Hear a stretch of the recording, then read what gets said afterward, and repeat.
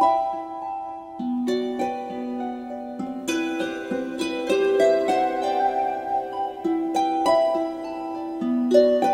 bonjour à tous et à toutes, je suis heureuse de vous accueillir dans ce webinaire « Et si je déposais mes ancêtres ?» Alors pourquoi on pose cette question? Vous vous intéressez aux histoires de famille, à la vôtre en particulier, vous sentez qu'elle gagnerait à être éclairée par la psychogénéalogie et nous allons justement passer une bonne demi-heure ensemble pour découvrir, avec des exemples précis, un petit peu d'histoire, comment ce travail nous aide à transformer nos héritages en nous. Donc voilà le sommaire. Donc qu'est-ce que c'est la psychogénéalogie? Pourquoi exactement est-ce qu'on fait ce travail? Qui je suis pour en parler? L'histoire de ma première prise de conscience par rapport à l'histoire de famille, et puis les précurseurs, un peu d'histoire, et puis des cas d'enfants très petits, le cas d'une personne adulte contemporaine, et puis voilà, de l'importance pour finir de faire ce travail pour chacun d'entre nous. Alors, en préambule, je vous demande de regarder ce portrait de famille qui est un tableau d'Edgar Degas et l'histoire des personnages qui ont réellement existé quand on ne les connaît pas, puisqu'ils font partie de la famille du peintre, eh bien, nous pouvons déjà percevoir un certain nombre de choses quand on regarde ce tableau. Voilà, moi je vois une mère très austère, sûrement assez autoritaire, habillée tout en noir, la main sur une de ses filles, et un homme de dos, le père en retrait. L'atmosphère n'est pas des plus joyeuses, la mère a l'air vraiment revêche, et quand on connaît les faits, eh bien nous ne sommes pas surpris d'apprendre que la femme austère, qui est la tante du peintre, est en deuil au moment de la réalisation de ce tableau. Elle vient de perdre son père, dont on aperçoit le portrait dans le cadre juste à côté d'elle. Le père des deux filles est un baron italien très affecté parce qu'il a dû s'exiler à cause de la guerre en Italie, et c'est pourquoi il est représenté plutôt en retrait dans ce tableau. Son esprit est ailleurs. On voit qu'une des filles, probablement l'aînée, est plutôt conventionnelle, en osmose avec sa mère, et puis l'autre avec une pointe de légèreté, voire de joie de vivre. Voilà, donc les critiques disent que c'est un portrait réussi, une œuvre de jeunesse du peintre Edgar Degas, donc fin 19e, qui montre bien les tensions familiales qui murent chacun dans sa solitude. Eh bien, pourquoi je vous ai montré ce tableau? Parce que, en général, en psychogénéalogie, c'est exactement ce que nous faisons. Nous mettons en regard les faits réels de la vie de nos ancêtres avec les histoires, donc les images, les tableaux qu'on a enregistrés ou pas sur les événements graves de notre famille, comment les personnes ont vécu, ces événements marquants de leur vie, quel lien familial a été nourricier ou toxique, structurant ou déstabilisant, enfin toutes les émotions qui ont créé, sinon des traumas, des traits de caractère et des difficultés récurrentes dont vous avez hérité et que vous vivez. Alors pourquoi fait-on ce travail? En général parce que, la liste est longue, hein, mais je vous donne juste quelques exemples. On a un manque cruel de confiance en soi alors qu'on est parfaitement compétent dans son domaine professionnel par exemple. On a aussi des cas de grosse fatigue existentielle, bien sûr, qui n'est pas provoquée par d'autres cas physiques à l'examen médical. Ou alors des personnes qui n'arrivent pas à enfanter ou qui ont des gros symptômes d'endométriose depuis longtemps, ou des gens qui viennent parce qu'ils savent qu'ils ont une histoire familiale lourde, mais ils ne savent pas exactement pourquoi, ils aimeraient bien découvrir, ou alors parce qu'ils ont des incapacités ou des difficultés à vivre une relation amoureuse, par exemple, ou bien parce qu'ils se rendent compte qu'il y a des répétitions de maladies, des cancers, des dépressions, des addictions, enfin bref. La liste de la manifestation de nos limitations à vivre peut être longue. qu'allons-nous chercher à mettre au jour avec ce travail de psychogénéalogie? Si ça vous apparaît flou, douloureux, compliqué, incertain, et qu'il y a des tas de choses que vous ne pourrez jamais savoir, vous avez raison, c'est vrai, mais peut-être que vous pensez quand même qu'il y a des secrets qui pèsent sur l'histoire familiale et que vous aimeriez bien découvrir, ou bien très simplement vous souhaitez chercher à savoir comment la vie est arrivée jusqu'à vous. Hein, c'est ce que nous investiguons, avec quelle déformation, quelle charge de morbidité inconsciente. C'est certain que notre conditionnement émotionnel n'est pas le même selon notre origine géographique et à quel moment de l'histoire collective nous vivons. Il est clair que des personnes juives nées en Allemagne et rescapées des camps pendant la Seconde Guerre mondiale n'auront pas transmis la même expérience inconsciente de leur vie de famille qu'une famille d'aristocrates anglais, par exemple, devenus banquiers ou qui ont fait faillite, ou bien une famille de paysans espagnols très catholiques mais engagés contre Franco. Alors, pourtant, il est étonnant de savoir que ceux qui ont traversé ensemble des grands événements traumatiques de la grande histoire, comme la guerre, ou même une catastrophe comme Hiroshima ou Tchernobyl, eh bien, ne manifesteront pas les mêmes symptômes ou les mêmes difficultés ou capacités de résilience après un tel trauma commun. Pourquoi? Eh bien, tout simplement parce que ces événements extérieurs, petits ou grands d'ailleurs, vont pour certains d'entre eux faire écho à d'autres traumatismes similaires vécus plus jeunes ou bien que leurs ancêtres ont vécu et qui se manifestent à travers eux. Alors, maintenant, qu'est-ce que c'est vraiment la psychogénéalogie? Comment elle est née? En fait, c'est une jeune discipline qui est issue de la psychanalyse, en plein essor après la Seconde Guerre mondiale. Donc on va faire un peu d'histoire, on va parler des précurseurs, Nicolas Abraham et Maria Torok. Ensuite, Anne-Ancelin Schutzenberger, qui est vraiment la fondatrice de la psychogénéalogie. Et puis, je vous parlerai d'un psychanalyste transgénérationnel, Willy Barral, donc qui, lui, avait une clinique transgénérationnelle de l'enfant tout petit, donc quand les parents acceptaient de collaborer pour découvrir pourquoi leur enfant avait tel ou tel symptôme. Donc, pour commencer, je vais vous dire qui je suis. Donc, je suis donc énergéticienne et psychogénéalogiste, et voilà comment j'ai commencé mon travail sur l'histoire de ma famille. Je vais vous raconter ma première prise de conscience sur mon histoire de famille et comment, bien plus tard, j'ai entrepris un travail de psychogénéalogie à l'origine de voilà, ma deuxième profession. Donc d'énergéticienne et psychogénéalogiste. Et donc, imaginez-moi avec quelques années en moins, donc je suis partie à 20 ans en Australie pour y faire des études de cinéma. Je pense que je suis libre et souveraine et que je suis mon penchant d'exploratrice. Et donc je suis là-bas, je rencontre mon premier mari qui s'appelait Christophe, que j'appelais Chris.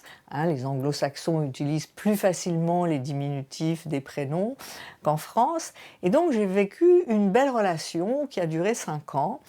Et j'ai pris conscience pour la première fois que son histoire personnelle à ce premier mari faisait obstacle à une véritable alliance entre nous. Et lui, à l'époque, il ne souhaitait pas l'interroger, il préférait l'ignorer. Alors moi, j'avais certes aussi mon travail personnel à faire, mais de mon côté, j'étais prête à interroger cette histoire. Donc comme il ne l'était pas, je me suis séparée de lui. J'étais très triste, même si j'étais à l'origine de cette séparation. Et plus tard, en discutant avec un ami de mes déboires conjugaux, je fus littéralement traversée par une épée de lumière. Je réalisais brutalement que mon père s'appelait Christian et que ma mère le surnommait Chris, que Chris mon mari à moi, présentait en fin de compte beaucoup de traits de caractère de mon père. Un père dont je n'étais pas très proche enfant et qui m'avait beaucoup manqué.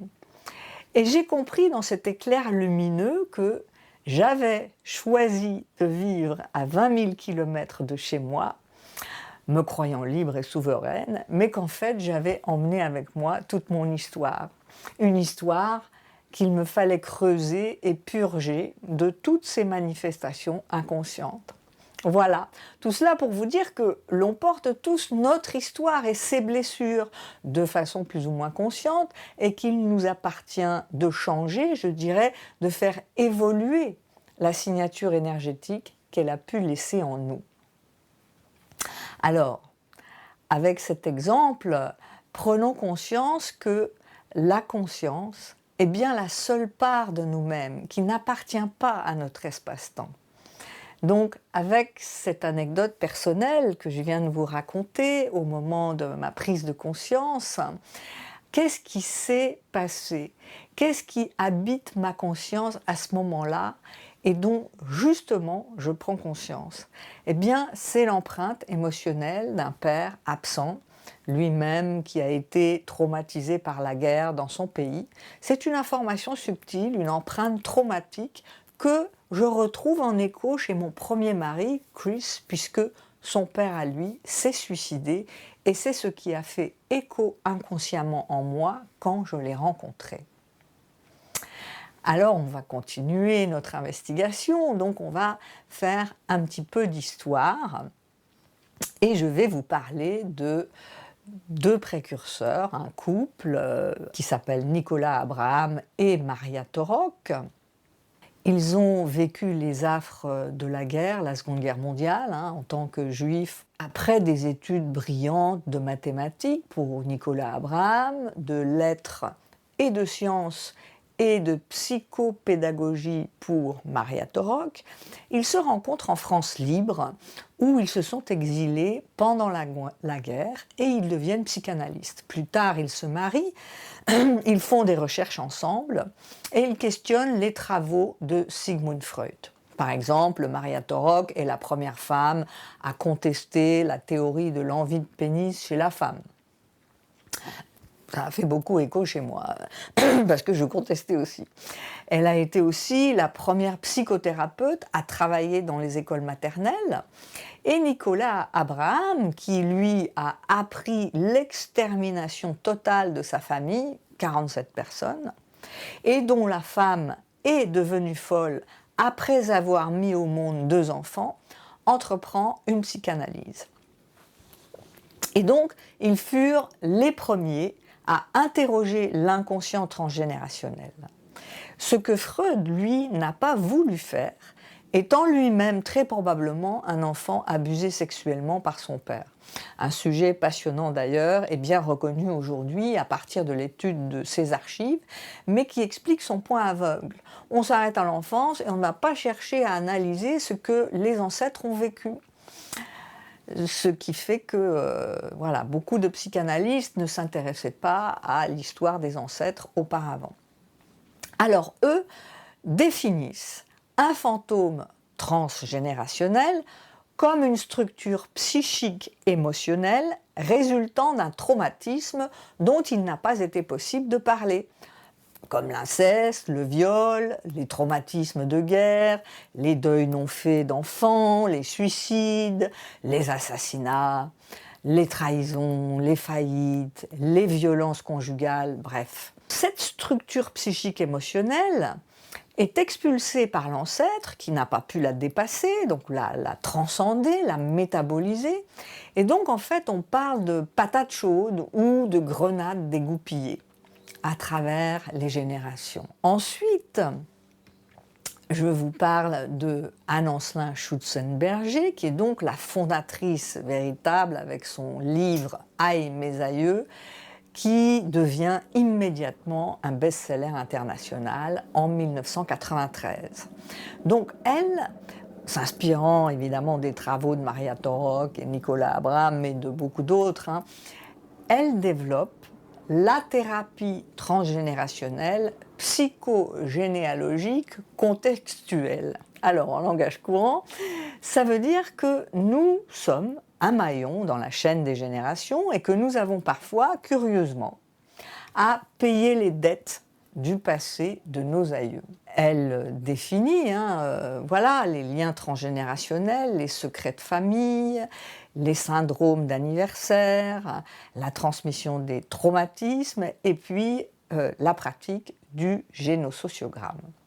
Moi, j'ai fait ce travail-là à un moment où c'était vraiment nécessaire pour moi et j'ai eu la chance de rencontrer Willy Barral, donc un psychanalyste qui me correspondait parfaitement, un disciple de Françoise Dolto et Pierre Solier, qui lui disait déjà « Le corps pense, mon esprit parle à mon corps écoute mon esprit ».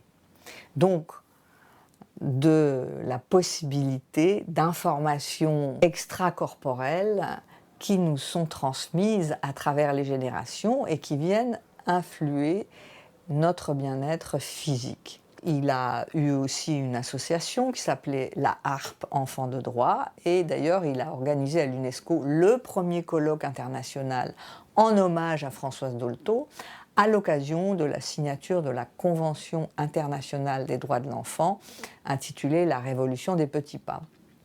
Et je vous dis ça parce qu'il est spécialiste, il a une grosse expérience clinique, donc des cas des tout petits, dont les parents veulent bien voilà, s'interroger avec lui sur les symptômes qu'expriment leurs petits-enfants.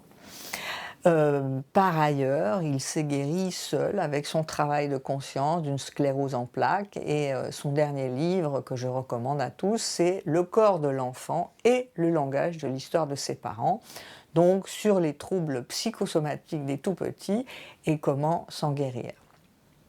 Alors je vais vous raconter une de ces histoires et je vais vous demander peut-être, si vous le sentez bien sûr, de fermer les yeux pour vous représenter avec vos propres images l'histoire de cet enfant et de sa mère.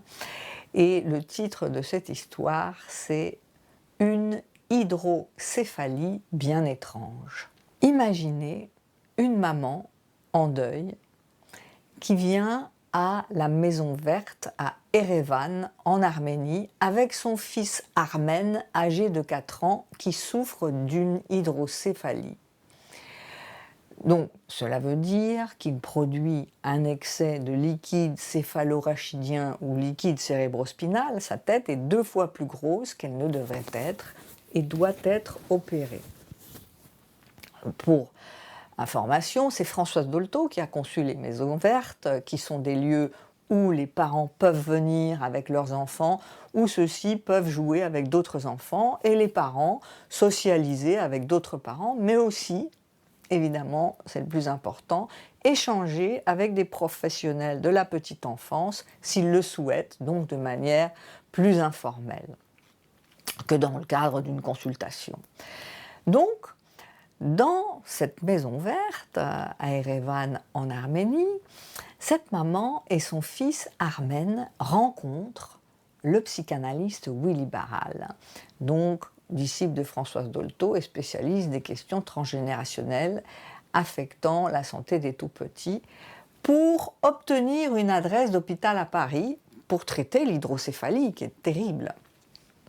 Alors imaginez-vous la scène, l'enfant joue dans un bassin d'eau avec des éponges, tandis que sa mère parle à voix basse à Willy Barral, juste un peu en retrait derrière, mais l'enfant peut tout entendre. Elle lui explique qu'elle est en deuil de son mari mort d'un infarctus il y a 2 ans au Tadjikistan, mais que Armen ne le sait pas, car il était trop petit quand ça s'est arrivé et cela l'aurait fait trop souffrir, dit la mère. Alors, elle lui a juste dit que son père était parti en avion. Et elle pleurait toujours la mort de son mari en cachette. Imaginez-vous que l'enfant lui dessine beaucoup d'avions le soir pour qu'elle dorme bien. Ensuite, cette dame, cette maman, parle d'un cauchemar récurrent qu'elle fait et elle dit, voilà, dans mon cauchemar, je me vois avec mon fils auprès de la mer morte et puis tout d'un coup, je le perds de vue. Il n'est plus là. C'est comme s'il était mort et que je l'avais perdu dans la mer morte. Et je ne comprends pas ce rêve. Alors, Willy Barral explique que la mer morte en français, le lieu géographique, peut aussi désigner la mère de l'enfant qui aurait peur de mourir ou de perdre son fils, qui à son tour pourrait mourir en ayant perdu sa mère. Et là, le dénouement est extraordinaire, car la mère explique à Willy Barral, je dois vous dire la vérité. En réalité, Armen n'est pas mon fils. Je l'ai adopté à sa naissance, car sa mère est morte en couche et moi, je n'avais pas d'enfant, dit-elle.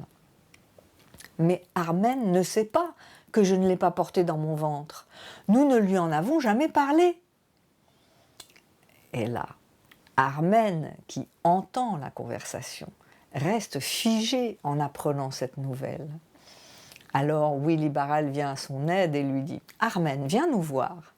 Tu as tout entendu, c'est pour toi que ta mère a parlé, pour que tu saches la vérité, qu'elle n'arrivait pas à te dire, pour ne pas te faire souffrir. Toi, Armen, tu es un enfant formidable, qui a aimé son papa et qui sait bien qu'il est mort. Mais tu ne veux pas le dire à ta maman, autrement qu'en lui dessinant des avions pour qu'elle puisse mieux dormir. Tu ne veux pas qu'elle ait mal au cœur à cause de toi. Et puis, tu as un si grand cœur, toi, puisque tu as 2 mamans que tu aimes tous les jours dans ton cœur. Ta maman de naissance, qui est celle qui t'a porté dans son ventre pour que tu arrives bien vivant au monde. Et comme elle est morte, c'est ta 2e maman qui t'a recueilli dans ses bras et dans son cœur à ta naissance pour que tu ne risques pas de mourir à ton tour. Armen, à ces mots, se jette alors dans les bras de sa mère. Ils peuvent enfin pleurer ensemble sur la réelle situation de leur famille. Et 6 mois plus tard, évidemment, ça c'est la belle histoire, hein, vraiment, Willy Barral les revoit. Et en fait, la maman explique qu'elle n'a pas eu besoin de faire opérer Armen parce que son hydrocéphalie avait commencé à régresser dès le mois suivant jusqu'à disparaître complètement. Qu'est-ce qui s'était passé? Eh bien, Armen avait bien matérialisé dans son corps, avec son hydrocéphalie, l'émotion de sa mère qui n'avait pas été exprimée. Et donc, en rétablissant la vérité des faits et en partageant leurs émotions vécues, entre la mère et le fils, eh bien, le symptôme de l'hydrocéphalie pouvait disparaître. Car l'eau des larmes du deuil non fait par la mère avait enfin pu être libérée. Donc de l'importance, de la puissance de la parole, de la vérité qui doit être transmise aux enfants sur les questions de mort, évidemment, et de vie, c'est vraiment super important. D'ailleurs, Françoise Dolto dit toujours que pour comprendre un enfant psychotique, il faut s'intéresser à ce qui s'est passé dans la vie des grands-parents. Alors voilà, maintenant que je vous ai raconté comment les enfants peuvent manifester les symptômes des douleurs de leurs parents ou de leurs ancêtres et les faire disparaître avec l'aide de leurs parents, eh bien, je vais vous raconter ce que ce travail de psychogénéalogie peut aussi s'entreprendre avec succès à tous les âges. Et donc, dans ma pratique, je reçois des personnes de tous les âges. Donc, je vais vous raconter l'histoire d'Amanda. Donc, cet exemple, évidemment, son prénom a été changé. Et Amanda est venue me voir, elle, à l'âge de 44 ans. Elle m'a été recommandée par une psychologue qui l'a suivie pendant une dizaine d'années. Amanda arrive très affectée par une endométriose très handicapante. Elle témoigne d'un long parcours du combattant avant que le diagnostic d'endométriose ne soit posé, alors que ces douleurs ont commencé dès l'apparition précoce de ces règles. Et donc, nous commençons d'abord le travail énergétique pour réduire la douleur, et en parallèle, nous commençons un travail en psychogénéalogie. Et parmi d'autres informations, nous découvrons les circonstances de la venue au monde d'Amanda. Alors il se trouve que son père et son demi-frère aîné ont vécu un traumatisme grave. Alors qu'il conduisait avec sa femme et son tout jeune fils, le père d'Amanda a un accident de voiture dans lequel la première femme de son père a trouvé la mort. Seul rescapé, lui, le chauffeur, et son fils à l'arrière. Et donc, il a été très difficile pour tous les protagonistes de la famille de métaboliser ce traumatisme. Le père ne fait pas vraiment le deuil de sa première femme, son propre père encore moins, et le jeune fils, le demi-frère d'Amanda, reste aussi marqué fortement par la disparition soudaine de sa mère. Un peu plus tard, le père d'Amanda se remarie et ils ont une fille, Amanda, ma cliente. Sa venue au monde, donc, s'est faite alors que son père est toujours hanté par la mort de sa première femme. Et c'est seulement à l'âge de 9 ans qu'Amanda apprendra par hasard l'histoire de cet accident tragique qu'a vécu son père et qu'on lui avait caché. Elle comprend d'abord alors pourquoi elle faisait toujours des cauchemars d'accident quand elle était petite. Et elle pense aussi, à ce moment-là, mais finalement, si je suis née, c'est pour réparer la mort de la mère de mon demi-frère. Et elle en a conçu un grand sentiment de culpabilité. Et surtout, ses parents, à l'époque, lui interdisent de parler de l'accident à son demi-frère pour ne pas le faire souffrir. Peu de temps, donc elle avait 9 ans, peu de temps après, elle déclenche ses premiers symptômes d'endométriose avec des règles précoces. Et plus tard, dans le cours de son travail de psychogénéalogie, eh bien, elle découvrira que son grand-père paternel n'a pas bien fait le deuil de sa première belle-fille, n'a jamais accepté la mère d'Amanda, qui a pris la place de la mère de son premier petit-fils dans la vie de son fils. Et ce grand-père traite même Amanda, dans ses accès de colère, de fille de la traînée. Comme si la mère d'Amanda, qui connaissait la famille, et son père avant l'accident, étaient responsables de l'accident. Elle finira, Amanda, par ne plus voir son grand-père, tant la rancœur de celui-ci était vraiment forte, quoi. Et donc là, sans détailler d'autres faits de son histoire familiale qui montrent aussi d'autres événements traumatisants du même ordre qui ont été vécus par les arrière-grands-parents, je vous parle de cet exemple pour souligner l'importance des jugements qui peuvent nous être envoyés à la figure et qui peuvent se transformer plus tard en symptômes autoréalisateurs plus ou moins graves, donc de dévalorisation, dans la vie des descendants, dans ce cas jusqu'à l'endométriose.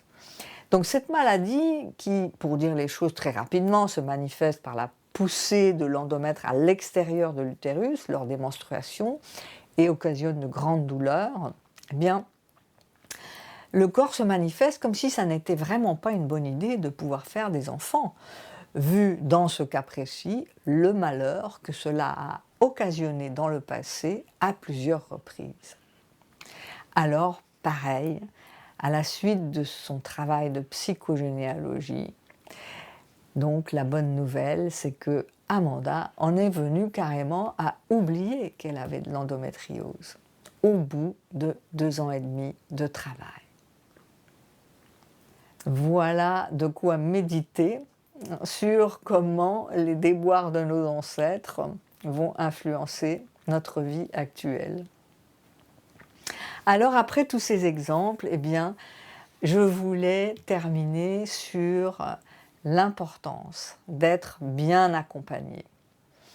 Voilà, souvent Les personnes qui viennent me voir le font parce qu'elles ont donc constaté dans leur vie des phénomènes étranges qui les dépassent. Elles ne comprennent pas ce qui se passe, qui affectent sérieusement leur santé et leur vie. Voilà, on en a parlé au début de ce webinaire, la famille comme un poids, la fatigue existentielle, les maladies chroniques ou les cancers à répétition, les difficultés à faire des deuils ou des enfants, manque de confiance en soi, etc. Donc, pour y voir clair, nous avons besoin vraiment d'un tiers bienveillant, intuitif, mais surtout thérapeute formé à l'accompagnement de ce voyage initiatique qu'est ce travail de psychogénéalogie. Je crois que nous avons d'ailleurs tous intérêt à faire ce travail d'investigation dans notre voyage de connaissance de nous-mêmes, afin que ce présent ne soit plus conditionné par le passé inconscient, afin de profiter pleinement de notre liberté créatrice dans le présent. Et je pense sincèrement que c'est ainsi que nous pouvons transformer le monde en le libérant de ces traumatismes passés, toujours actifs dans notre inconscient collectif. Voilà, au-delà de notre histoire personnelle, nous ne sommes pas coupables des fautes de nos ancêtres, mais responsables de la transformation de notre présent. Voilà, je vous remercie de votre attention.